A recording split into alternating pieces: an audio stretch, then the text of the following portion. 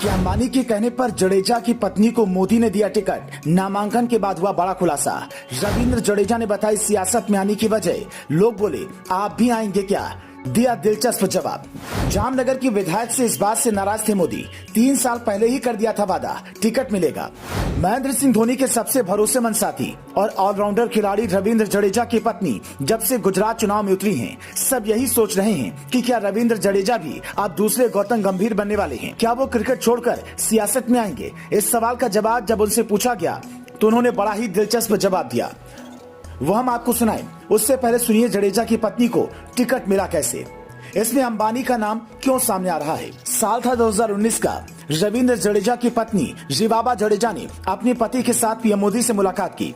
उस मुलाकात के वक्त ही बता दिया था कि सर मैं महिला अधिकार के लिए काम करती हूँ, रहती राजकोट में हूँ, लेकिन 100 किलोमीटर दूर जाकर बराबर गांव में लोगों की मदद करती रहती हूँ।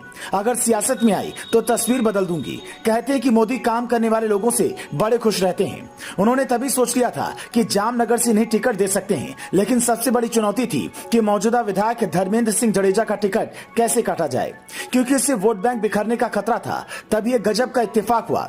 धर्मेंद्र सिंह जडेजा का नाम कुछ हिस्ट्री शीटर से जुड़ने की खबर सामने आई। रिलायंस इंडस्ट्रीज के लिमिटेड में कॉर्पोरेटिव के मामलों के निदेशक और अंबानी के सबसे खास परिमल नथवानी ने कहा, सभी राजनीतिक पार्टियों से मेरी अपील है कि जामनगर से वो जिसे चाहे टिकट दे दें, लेकिन ऐसे साफ सुथरे उम्मीदवार को टिकट दें जिससे यहाँ पर अपराध न पनपने पाए।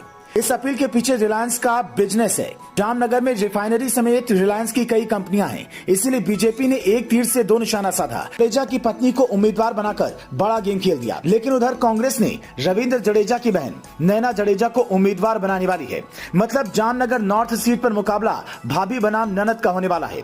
रिवाबा ने इस सीट से पर्चा दाखिल कर दिया है। रविंद्र जडेजा इस दौरान भगवा कुर्ते में दिखे, जिसे लेकर पत्रकारों ने पूछा कि क्या आप भी राजनीति में आएंगे। रविंद्र जडेजा ने कहा, गुजरात चुनाव T20 मैच की तरह ही है। मैं सभी क्रिकेट प्रेमियों से अपील करता हूं कि वो साथ आएं। रिवाबा पहली बार विधायक उम्मीदवार बनी है, उन्हें काफी कुछ सीखने को मिलेगा। वो पीएम मोदी की नीतियों पर चलना चाहती हैं और लोगों के लिए काम करना चाहती हैं, इसीलिए राजनीति में आई हैं। मेरे अंदर अभी क्रिकेट बाकी है।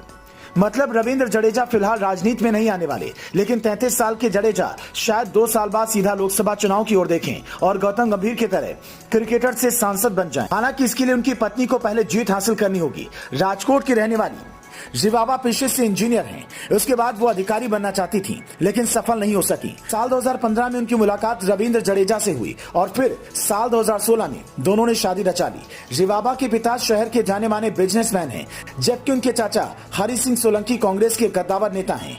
रविंद्र जडेजा चोट की वजह से टीम इंडिया से बाहर चल रहे हैं, लेकिन IPL में खेलते नजर आएंगे। सियासी पिच पर भाभी ननद के मुकाबले पर आपका क्या ख्याल है? किसकी जीत होगी और किसकी हार? हमें कमेंट करके बता सकते हैं। Bureau report, news flash.